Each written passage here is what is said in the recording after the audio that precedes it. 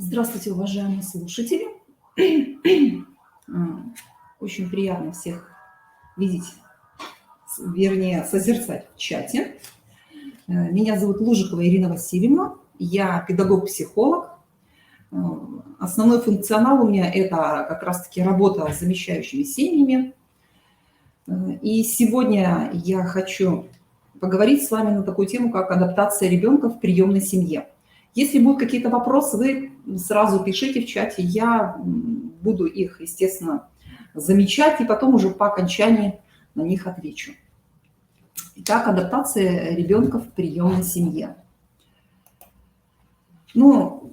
Адаптация – это процесс, результат активного приспособления индивида к новым условиям существования. То есть это процесс привыкания, притирания к изменившимся условиям, к обстоятельствам.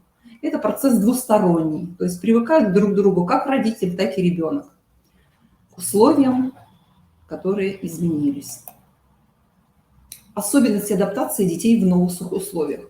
Здесь мы рассмотрим с вами факторы, которые влияют на адаптацию ребенка в приемной семье. Так считается, что чем младше ребенок, тем он легче и быстрее адаптируется.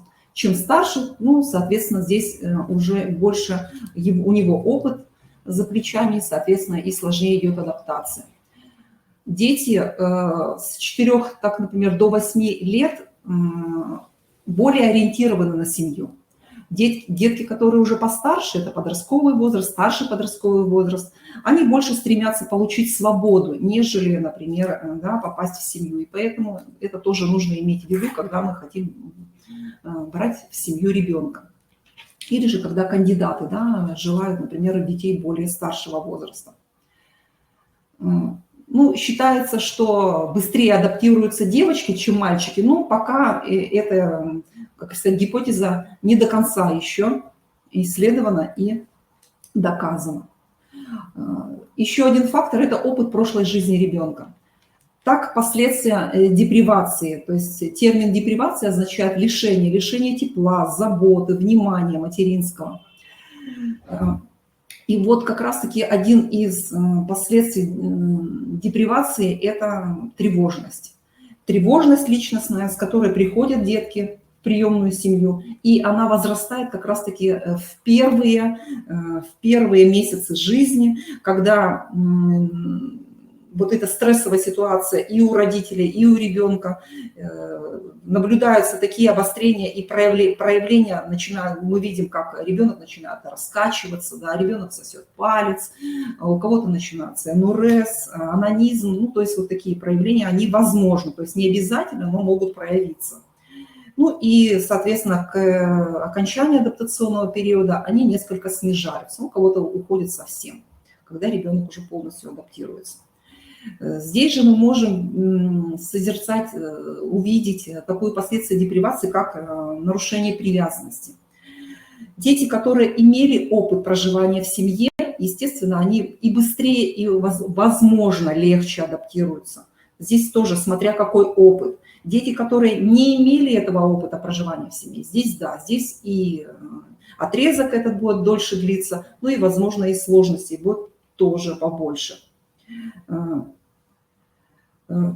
Даже если дети проживали в семье, порой привязанность здесь у них уже была нарушена, то есть не та базовая, основная, которую мы хотели бы видеть в семье, а уже дети приходят в приемные семьи с той привязанностью, которую бы хотелось и нужно бы, конечно, ее исправлять со специалистами. Но, к сожалению, не все, может быть, даже и приемные мамы, приемные родители сразу обращаются, увидев те или иные признаки, когда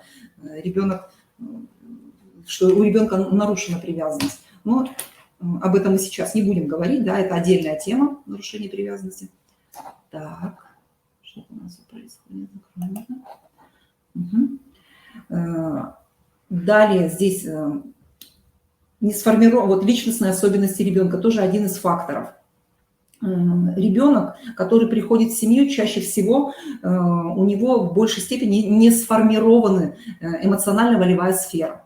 ну, в большей степени, так сказать, да, из всех, которые вот здесь мы сейчас видим, которые указаны на слайде. Ребенок не умеет контролировать свои эмоции, ребенок не умеет контролировать свои чувства, что выражается в поведении. То есть, и чаще всего это, конечно же, поведение со знаком минус. И поэтому здесь родители наблюдают это, так сказать, и уже замечая вот эти недочеты в поведении ребенка, уже начинают, возможно, или сами, или с помощью специалиста выравнивать, как сказать, развивать, да, это в ребенке, вот эту эмоционально-волевую сферу. Если, например, касаемо это чувств, то, естественно, родитель проговаривает это чувство, да, он проясняет, увидев это в ребенке, да, то же самое. То есть ты сейчас злишься, и поэтому то-то, то-то, то-то, да, или ты сейчас тоскуешь, и поэтому вот такие-то такие проявления.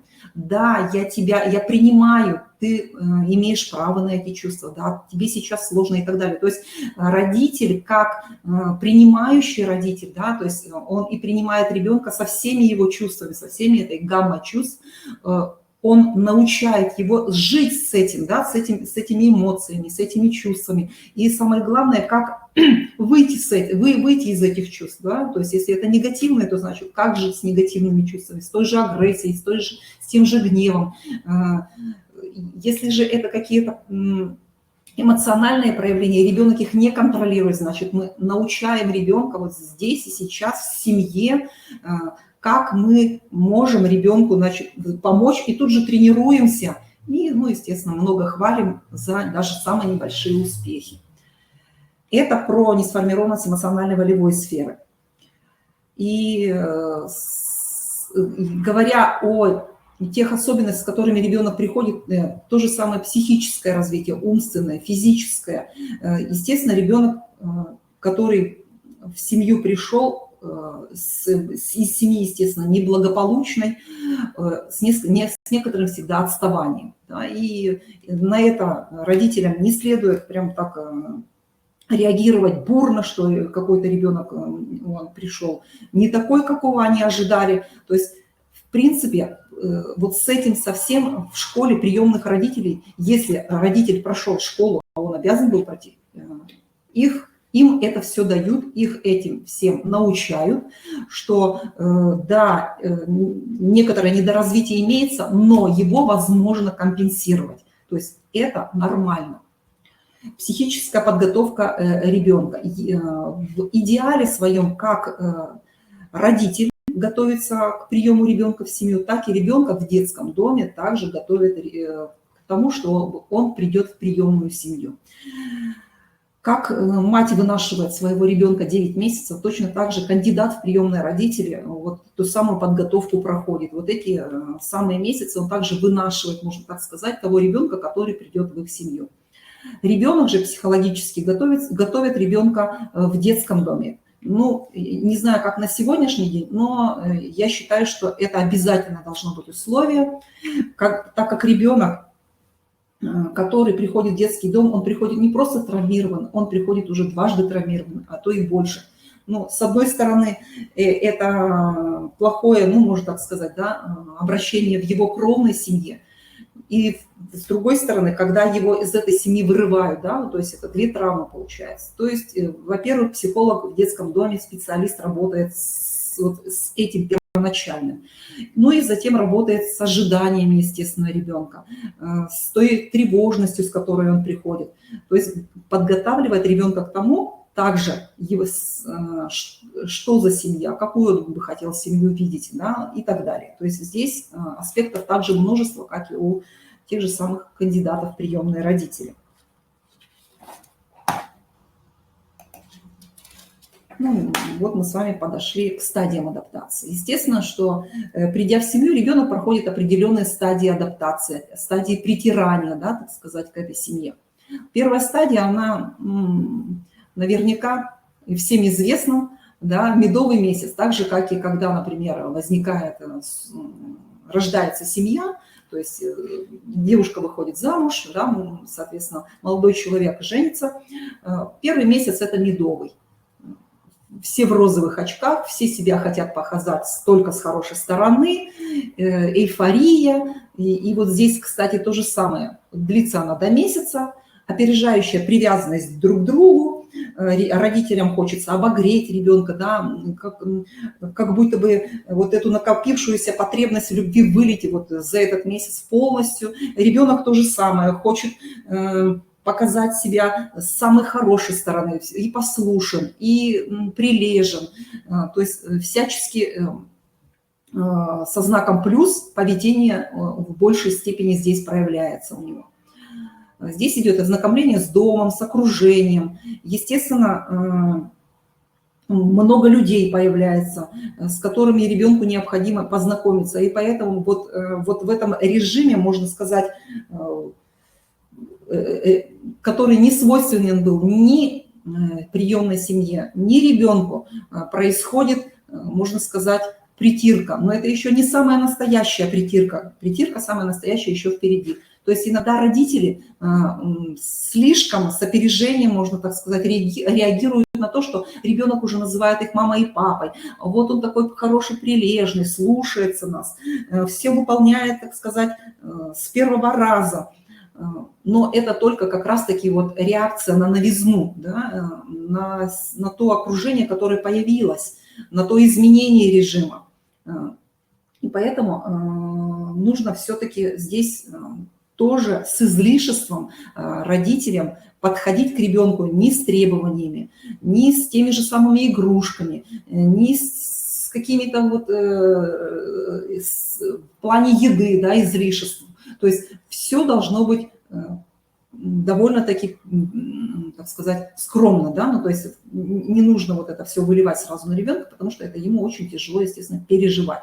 Здесь же он, может быть, начинать вспоминать свою прошлую жизнь, своих биологических родителей. Но если приемный родитель начинает тут же спрашивать у него, как, ну, то есть довольно-таки глубоко копать, ребенок тут же все забывает, то есть его перекрывает вот та эйфория, да, эндорфинов очень много выделяется в крови, и поэтому это не тот момент, когда, так сказать, следует с расспросами подходить к ребенку о его прошлой жизни.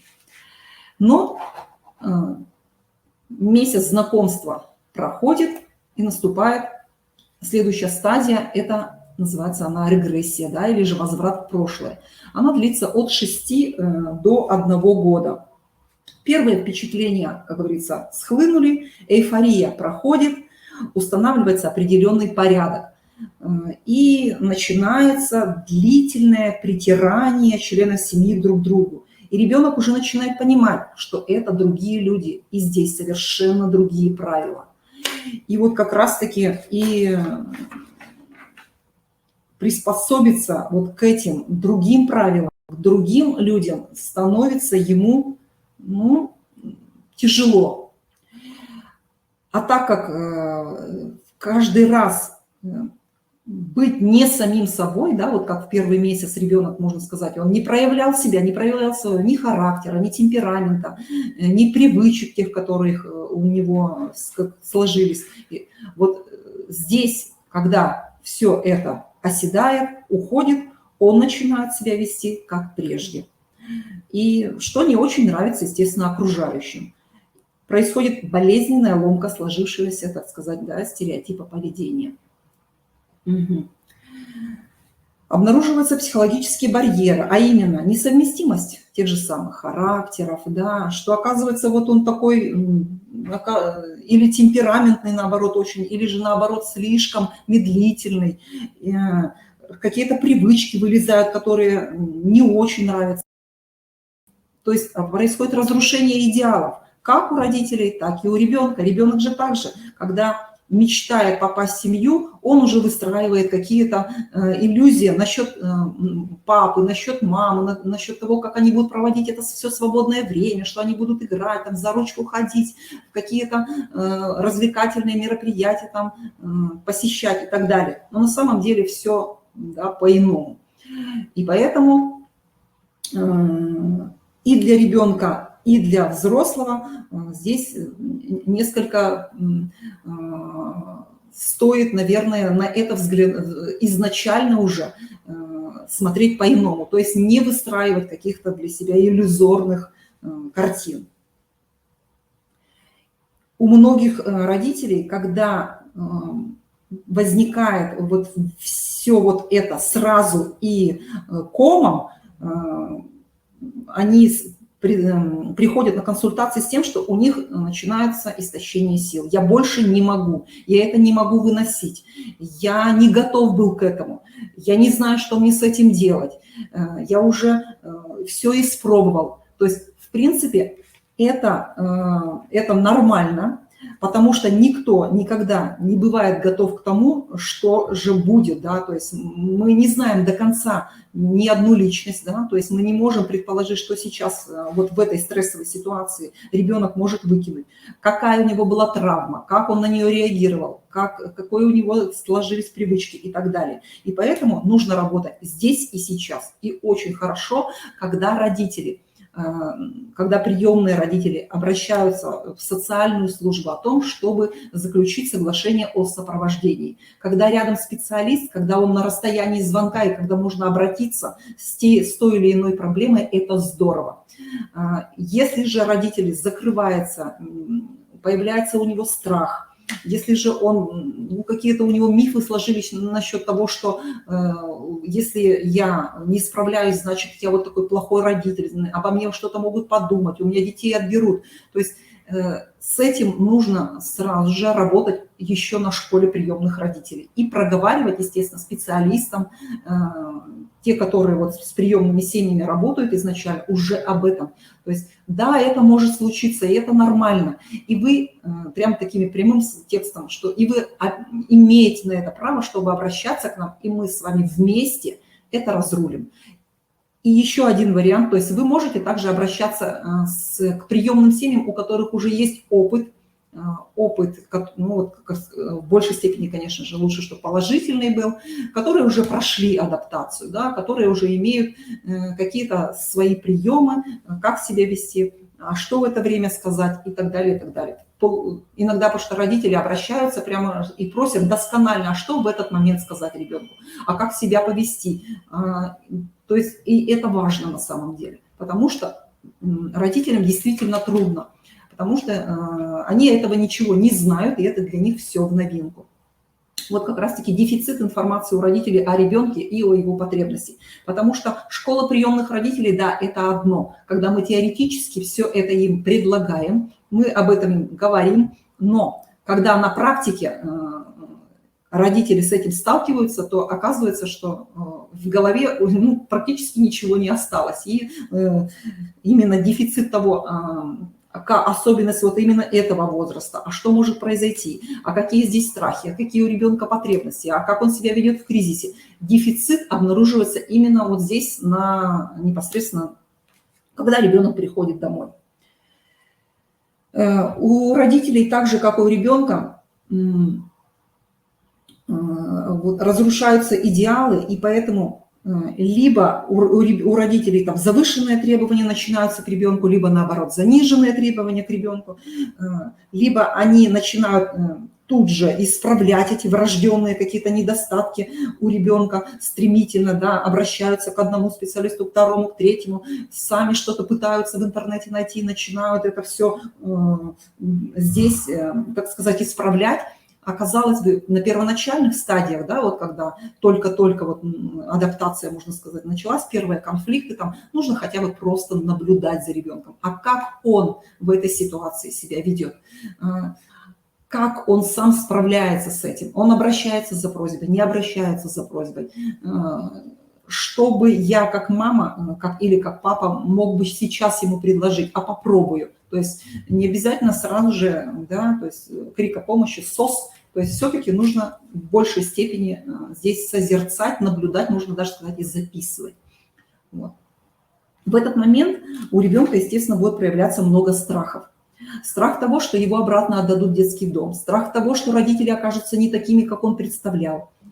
Ну и, соответственно, ребенок может это в поведении все показывать. Если у него был опыт, например, того, что он потерял родителей, или же, не дай бог, предыдущих приемных родителей что-то с ними случилось, то были такие ситуации, обращались на консультацию родителей, что дети буквально не отпускали даже в магазин, не отпускали даже никуда. Каждый раз звонили, спрашивали, подходили, когда родитель спит, например, и слушают, дышит он или не дышит. То есть вот эти страхи у детей, они действительно есть. И этого не нужно бояться, с этим нужно работать. Ребенку нужно давать эту уверенность, да, проговаривать с ним, проговаривать не один раз. Ну, то есть сколько ребенок просит, столько мы ему и даем этой информации. То есть пока он, как говорится, не удовлетворит эту потребность, мы ему столько и даем вот этой уверенности, этой безопасности, то есть тех базовых потребностей, которые, скорее всего, у ребенка недостаточно. Ну и, естественно, изменения в поведении. То ребенок чаще всего, почему называется вот этот этап регрессия? То есть ребенок в своем поведении чаще всего регрессирует до уровня, не соответствующего его возрасту. Ну, как мы говорим, психологи, когда общаемся с кандидатами, что нужно делить возраст на 3. То есть если ребенку 11-12 лет, то когда ребенок в стрессе, когда ситуация незнакомая ему, и он не знает, как себя вести, он регрессирует до возраста 4 лет. Ну, то есть вот на этом уровне, значит, мы общаемся с ребенком, и этого не нужно пугаться. Когда ребенок, как говорится, удовлетворит эту потребность, он насытится, он поймет, что он в безопасности, что ему помощь всегда гарантирована, что родители всегда откликаются на его просьбы, на его какие-то сложности. Затем это выравнивается, то есть это уходит, можно так сказать. Один ребенок становится слишком требовательным, другой, наоборот, слишком капризным. У кого-то появляется неестественная радость, неестественная какая-то суетливость, хотя он на самом деле на первом месяце, например, был спокоен, да, флегматичен и так далее. То есть вот на этом этапе это может быть, то есть эти изменения. То есть ребенок вроде бы пришел к нам, был один, а тут после месяца, полтора, там, 2 его как подменили, говорят, да, то есть как будто с ног на голову все перевернулось.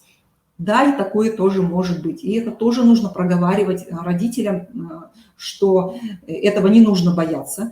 Это поведение бывает, и с этим нужно жить, это нужно принимать, и с этим нужно работать. Если же, естественно, родитель не знает, не умеет как, то вы обращаетесь к специалисту. То есть мы каждый раз говорим о том, что нужно обращаться к специалисту, что не бойтесь обращаться к специалисту. Они для этого и работают, они работают для вас. То есть вот это должно быть, ну, как красной чертой для приемных родителей, потому что в большей степени страх у них идет впереди, да, затем уже они.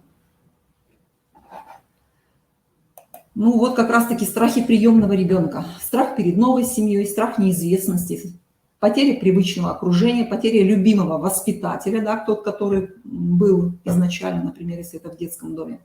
Страх перед новой школой, страх быть непринятым в семье, повышенного внимания к себе, быть непринятым со своими особенностями, оказаться не таким. И фактор, да, то есть из-за чего это возникает? Ну, внимание от окружения, других членов семьи, то есть внимания очень много когда, да. Ну, соответственно, когда реакция ребенка – это напряжение, это деструктивное поведение, то есть поведение, которое социум не принимает, да, можно так сказать.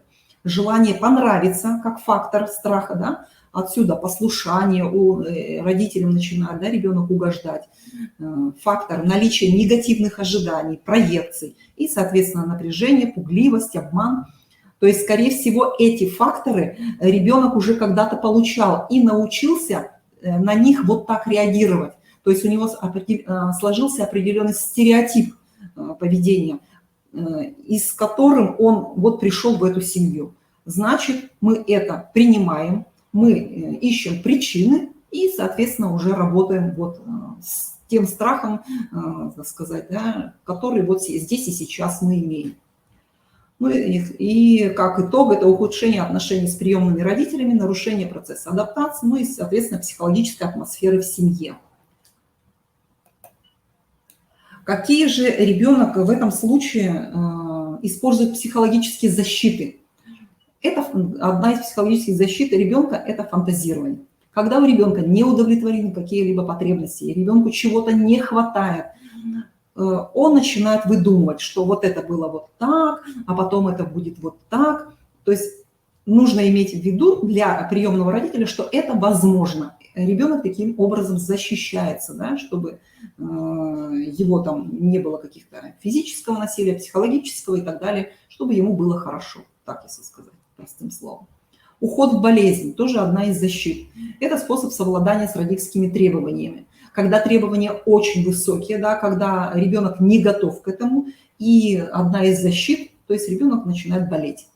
Лень тоже может быть как одна из защит, которая позволяет им справиться с тем, на что не получается повлиять. То есть ребенок не может это сделать, у него не хватает знаний, не хватает каких-то умений, он этого никогда не делал, он боится этого спросить, или же он, наоборот, как-то себя не проявляет в этом, то лень, то есть я не буду это делать, или же я не хочу, я устал, как одна из защит ребенка. То есть это не негативное поведение, это не какое-то противостояние, а это именно психологическая защита ребенка. Он так научился, у него так один раз получилось, и он теперь этим пользуется. Ложь тоже может быть как одной из защит, когда правда может повлиять на отношение ко мне. Я боюсь рассказать им правду, а вдруг мне за это будет плохое что-то, да? Скорее всего, это уже было когда-то, и поэтому ребенок начинает врать много, ну, таким образом защищая себя. То же самое жестокость, то есть ребенок проявляет жестокость. Это может быть воспроизведение травматического опыта страхов, да? То есть он таким образом защищается. Я лучше буду вот агрессором в этой ситуации, чем я буду, да, сказать, вот показывать свой страх, и, ну, соответственно, это идет с низкой самооценкой. Послушность, то есть ребенок, когда проявляет чрезвычайную послушность, это может быть накопление обид на родителей без прояснения неудовлетворяющих ситуаций. То есть ребенок опять-таки чем-то не удовлетворен, да, то есть боится что-то спросить, боится как-то взаимодействовать с родителями. То есть в большей степени всегда идет, как одна из причин, это детско-родительские отношения. Да? То есть ребенок почему-то, и родители здесь, да, большой знак вопроса, не слышат, не видят ребенка.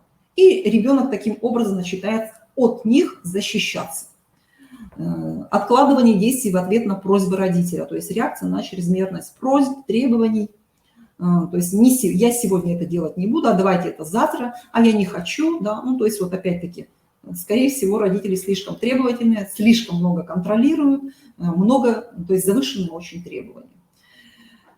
Это мы рассмотрели с вами психологические защиты ребенка. Но это не значит, что любая ложь, любая лень и любая жестокость – это психологическая защита. Нет.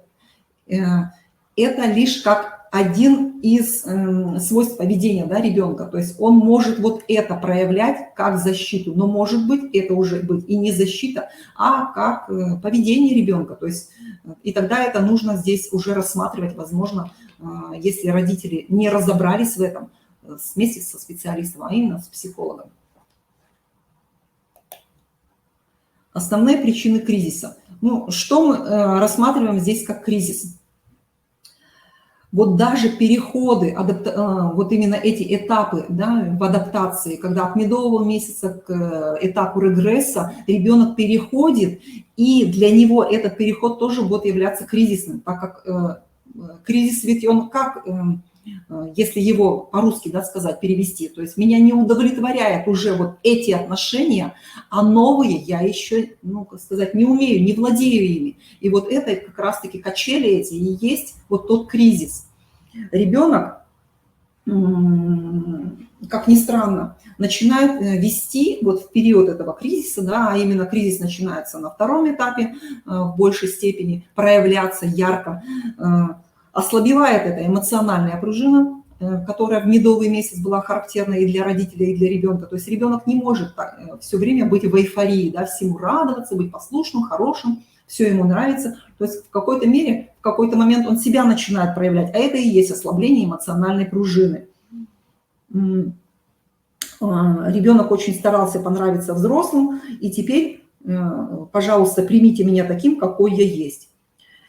Ребенок с этого момента доверяет семье свои истинные, свои, можно сказать, не совсем неприглядные свои стороны, да, вот доверяет это им. То есть здесь слово доверие нужно именно вот в таком контексте, да, понять, что вот смотрите, какое я вам себя доверяю, примите меня таким, значит здорово. То есть это уже есть признак близости в отношениях. Ребенок чувствует, он себя предлагает вот таким. И уже на этом вот этот второй этап адаптации, он считается самым таким важным, самым основным, можно сказать, критическим. Притянутся родители к ребенку, найдет ли ребенок в родителях вот именно тех родителей, действительно, к которым он стремился, к которым хотел. И вот на этом этапе становится уже ясно, когда все это проходит в большей степени. Неготовность ребенка к появившимся требованиям и ожиданиям, тоже как одна из причин кризиса. То есть ребенок был не готов, например, к тому, что оказывается в семье вот столько много правил, и не готов к тому, что его ожидали, оказывается, вот там, чтобы он учился хорошо, там был спортсменом, имел там какие-то достижения, что он весь такой подтянутый, там, ну, то есть когда очень-очень много ожиданий, ребенок бывает не готов, и это тоже может быть одна из причин вот, усугубляющих кризис, вот так можно даже сказать. Нарастание детской тревоги из-за неполного понимания своего места и своей роли в принимающей семье. Родители не должны ждать от ребенка благодарности, да, то есть благодарность за то, что вот его приняли, за то, что вот они его обогрели, да, накормили и так далее. Ребенок пришел сюда, и мы его принимаем таким, какой он есть. Да, он не знает, так же, как и родители, как себя вести, какую роль ему здесь выделят родители, да, как все это вместе с ними пойдет, да, сказать, по жизни. И поэтому тревога детская нарастает, когда вот этой близости, вот этой открытости не хватает, да, по отношению к ребенку. Поэтому родители должны в большей степени быть здесь и открытыми, и, можно сказать так, доверять ребенку, видеть в нем не, так сказать, тем, за кем следует постоянно контролировать, кого постоянно нужно за кем-то следить, а полноценного члена семьи, который также имеет права вот на все то, что имеют и родители. Предыдущий травматический жизненный опыт. Ну, это, соответственно, да, чем больше травм, тем, соответственно, и поведение ребенка будет иметь окрас негативный.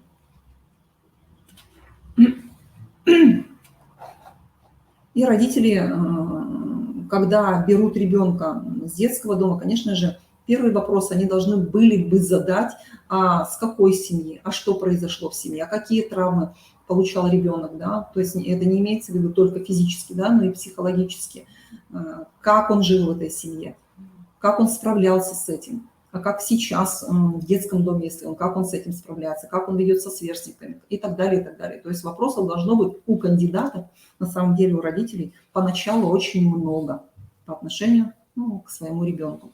Даже такой аспект, как запах ребенка. То есть вот когда они приходят, например, в детский дом, да, когда приходят в дом малютки, выбирают себе ребенка, даже обращать на это внимание следует, что мы присматриваемся, принюхиваемся, да, то есть нравится ли нам этот вот запах нашего ребенка. Иногда бывает даже и ведь вот этот критерий, бывает, что люди отказываются от ребенка. То есть я не могу принять его с этим запахом, я не могу жить вот вместе с ним, когда вот это по всей квартире вот так. То есть вплоть даже и бывает до этого доходит. Почему все-таки кризис необходим в приемной семье? Кризис – это всегда ступенька вверх. Да? То есть мы переживаем кризис, и мы получаем в результате какое-то новообразование, с помощью которого мы можем развиваться дальше. Кризис помогает родителям обнаружить проблемы ребенка. Да? То есть Ребенок доверяет себя родителям, он показывает свое поведение, и мы его обнаруживаем как родители и начинаем уже с этим работать, с этим жить, да, и как-то, возможно, и меняться сами в первую очередь, а потом уже помогать ребенку. Невозможно перейти на следующий этап адаптации в приемной семье, минуя кризисный период. То есть ребенок не будет всегда таким, каким он пришел в семью. Естественно, он будет меняться. А раз меняется ребенок, соответственно, меняется и все. И атмосфера в семье, и родители начинают перестраиваться. А это и есть, так сказать, переходный момент. А переходный момент, он всегда кризисный. Да? То есть редко, когда, особенно в приемных семьях, это проходит, ну, так сказать, мягко, без каких-либо там эпизодов, когда необходимо над ними работать. Нерешенные эмоциональные проблемы будут вновь и вновь напоминать о себе и тянуть семью назад. Это о чем? То есть если возник конфликт, если мы этот конфликт как-то, так сказать, да, оставили на потом, можно так сказать, то эти проблемы будут вылезать все время. То есть пришла ситуация, работаем здесь и сейчас, да, то есть не откладываем, не говорим, что это пройдет, это, наверное, у него вот подростковое какое-то, это у него, наверное, вот какие-то там погода влияет. Это вылезет снова, если мы с этим не разберемся. Пройдя через кризис, приемные родители приобретают необходимую уверенность, что, несомненно, помогает им добиться больших успехов в укреплении семьи. То есть, пройдя кризис, родители сразу же это и видят, и чувствуют, и сами понимают, что это здорово, мы с этим разобрались, мы это прошли. И ребенок начинает доверять, и сами родители уже уровень тревоги намного меньше, да, они уже как-то спокойно начинают реагировать на все вот эти выкрутасы, да, можно так сказать, ребенка. Ребенок начинает чувствовать себя более уверенно. Он знает, что его не прогонят, от него не откажутся, даже если он что-то сделает неправильно. И, конечно же, обязательно родителям говорить, что слова такие, что мы тебя отдадим, если вот не будешь слушаться, а ты вот не такой оказался, как мы думали, а это все вот из-за того, что ты был вот в той семье жил. То есть это недопустимые фразы. Даже неважно, в какой момент там был эмоциональный накал или конфликт, то есть родитель должен всегда себя контролировать. Если же этого контроля нет, значит, нужно в первую очередь родителю поработать над самим собой, над своим эмоциональным состоянием, а как я справляюсь со своими эмоциями, да, а потом уже предлагать себя ребенку. При успешном прохождении кризиса у ребенка снижается уровень тревоги, повышается самооценка, что позволяет строить более гармоничные отношения с семьей. Ну, это естественно. Ничто не сплачивает семью лучше, чем совместное преодоление трудностей. То есть здесь, сейчас, вместе, да, а не где-то потом и когда-то. А это именно традиции семьи, да, какие-то те совместные каждодневные действия, которые мы проделываем с семьей. Это должно быть всегда и постоянно. Это будет семью, естественно, сплачивать. Ну и ребенок, вот как раз-таки на втором этапе, он будет предлагать трудное поведение свое, да, какие симптомы указывают на деструкцию детско-родительских отношений. То есть трудное поведение возникает, идет не от ребенка, оно всегда идет от родителя. То есть я как родитель что-то делаю не так, да, и поэтому ребенок не выдает это трудное поведение. Гипопротекция, то есть недостаток опеки, контроля за поведением ребенка. Это имеется в виду со стороны родителя. И ребенок нам выдает побеги из дома, бродяжничество, воровство. Если идет гиперпротекция, то есть обостренное внимание к ребенку, мелочный контроль, то, соответственно, ребенок нам выдает воровство, агрессию, потворствующая гиперпротекция, то есть потакание ребенку. Ребенок нам может выдавать агрессию, безудержное стремление к лидерству,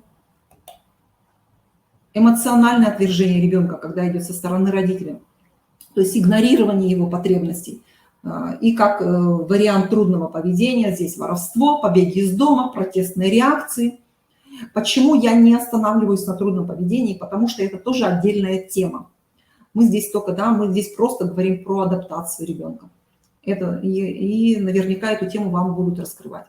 Непрогнозируемая эмоциональная реакция родителя.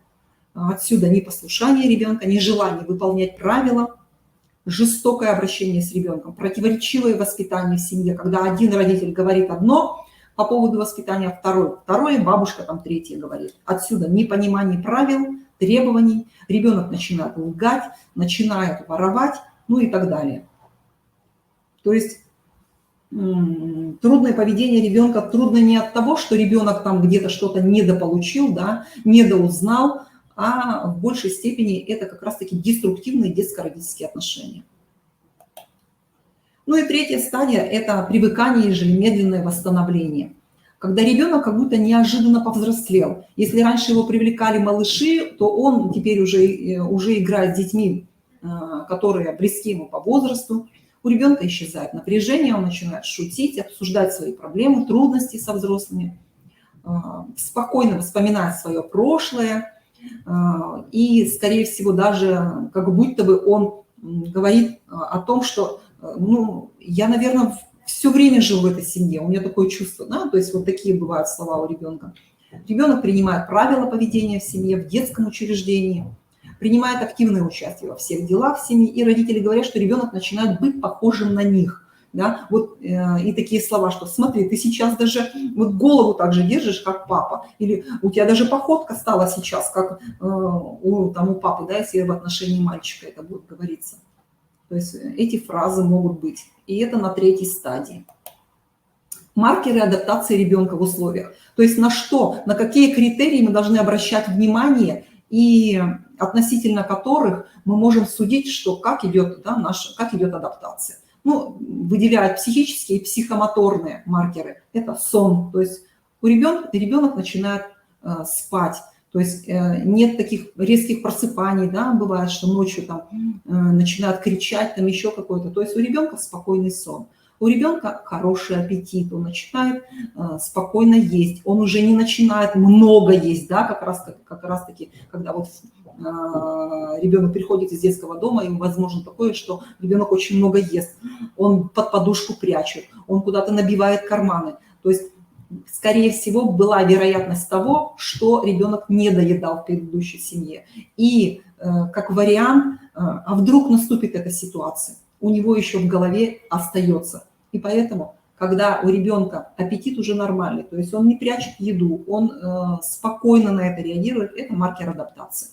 Исчезновение стереотипных движений, то есть у ребенка уже нет, вот, например, того же самого раскачивания, да, когда он ежедневно себя таким образом успокаивает, каких-то движений, которые, можно сказать, ему действуют как успокоительные, да, для него, это уходит, а значит тревожность ребенка опускается, да, становится ниже, становится ее меньше.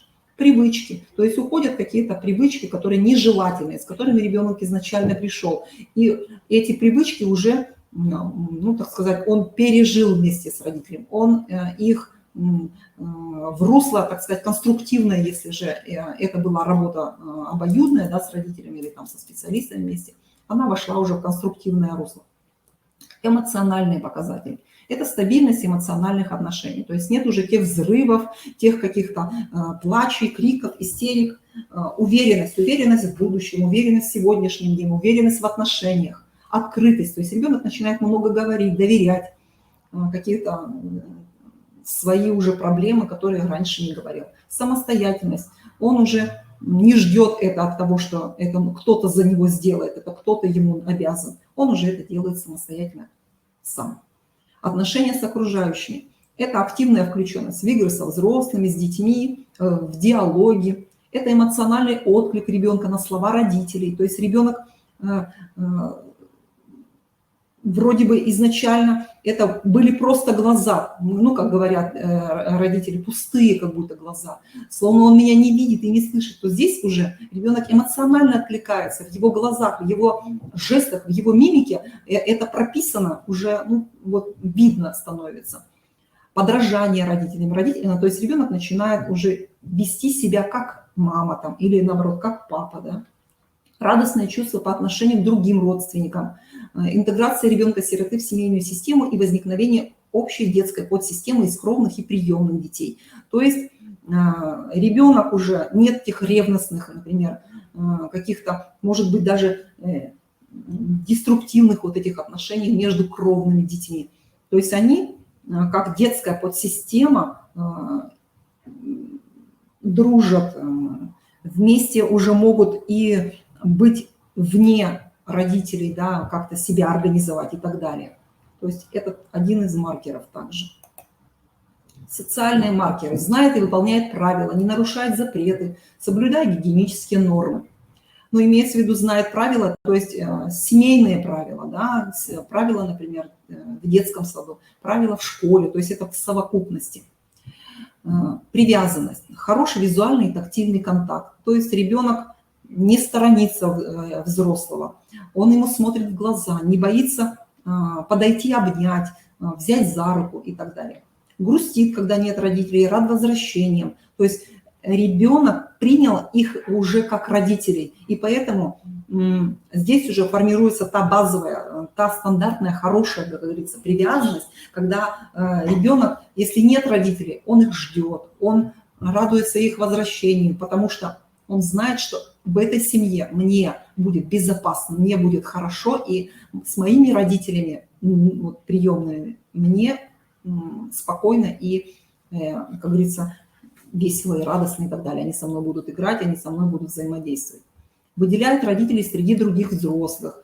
То есть если в нарушении есть один такой тип нарушения привязанности, когда ребенок не выделяет вот именно вот своих родителей. Для него все взрослые, ко всем взрослым он может и подойти, и обнять, и сказать, что и это у меня мама, и это папа, и на руки им залезть, там еще как-то. То есть вот в этом случае маркер адаптации, положительный маркер, когда ребенок выделяет именно маму с папой среди всех взрослых, да, и только им, как говорится, доверяется в отношении тактильного контакта, в отношении там каких-то еще взаимодействия какого-то. Ребенок может целовать своих родителей, ну это, да, это возможно и такое тоже. Если же родители не смогли найти путь к сердцу ребенка и установить доверительные отношения, то усугубляются прежние недостатки личности ребенка, а именно агрессивность, замкнутость, расторможенность. То есть если прошел уже большой период времени, а именно уже больше года, более 1,5 лет, да, то есть уже 2 года, например, а ребенок все еще находится в состоянии, да, вот таком расторможенном, агрессивном, присутствуют нездоровые привычки, это курение, бродяжничество, воровство, мстительность, демонстрация беспомощности, требование чрезмерного внимания, упрямство, негативизм, ну, то, естественно, здесь уже нужно думать о том, что адаптация идет, и мы немножко застряли, можно так сказать, на этапе регрессии, на этапе конфликтов. И нужно обязательно обратиться к специалисту, чтобы это не усугубилось. Как ребенок адаптируется к семье, так и родители. Ну, буквально в 2 словах. То есть адаптация родителей. Появление негативных эмоций. Это нормально, когда родители ожидают одно, а приходит ребенок, да, совершенно другое. Мы хотим, понятно, что мы хотим всегда, чтобы это было 1, 2, 3, да, но, извините, иногда этого не бывает. Родители сталкиваются с увеличением домашней работы. Сначала был один режим, а тут режим поменялся. И это тоже нормально. Осознание отличия кровных детей от приемного, что да, кровный ребенок, оказывается, я могу на него и как-то одернуть, и крикнуть, и что-то ему сказать, и, возможно, взглядом там посмотреть, он уже меня понимает, я ему в 2 словах могу его поведение описать, и он меня понимает. А приемный ребенок, он этого ничего не понимает и не принимает, возможно, даже сразу. И это тоже нормально. Раздражительность родителей на манеру поведения ребенка.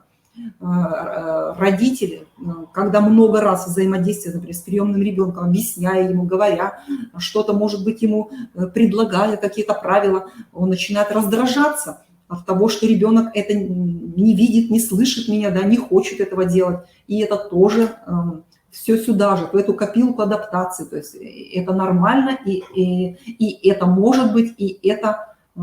То есть, если это есть, значит, с этим нужно работать.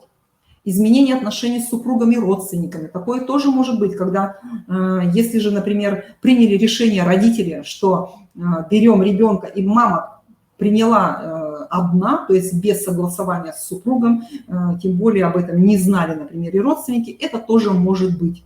И тогда тогда нужно уже здесь решать взаимоотношения непосредственно, да, с кем возник этот конфликт. Выработка нового качества родителя. То есть, да, с приходом семьи меняется все. И я, как родитель, тоже начинаю, да, у меня какие-то качественные мои характеристики появляются новые. Я, как родитель, начинаю расти и развиваться.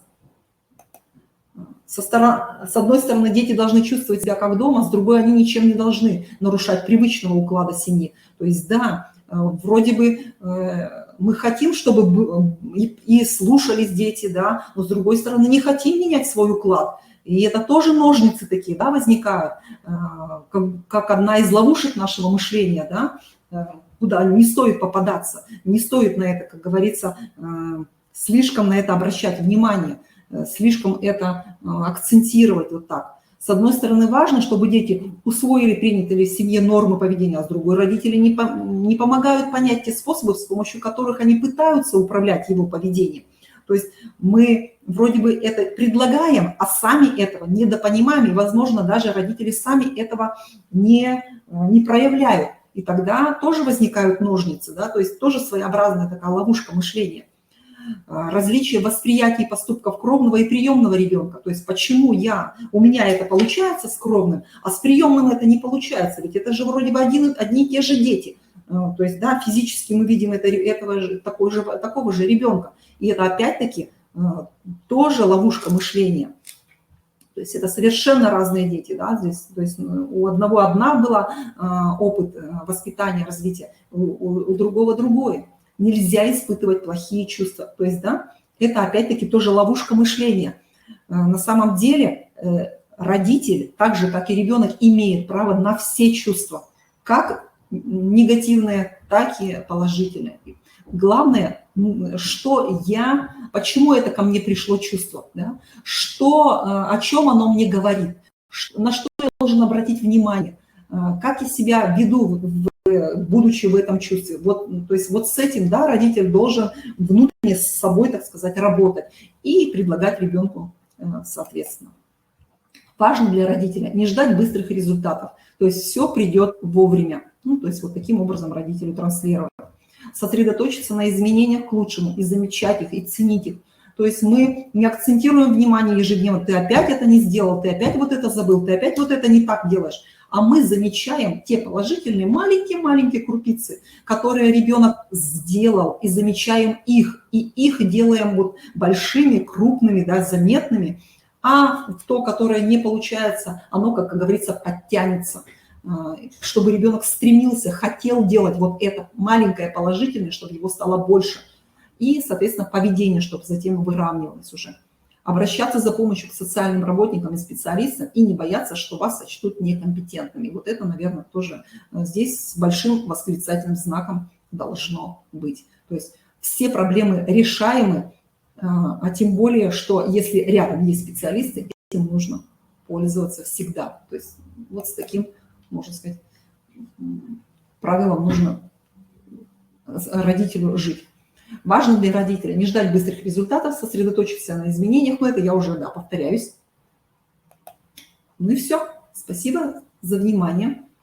Надеюсь, что наша с вами встреча, наш вебинар был для вас полезен. Всего хорошего.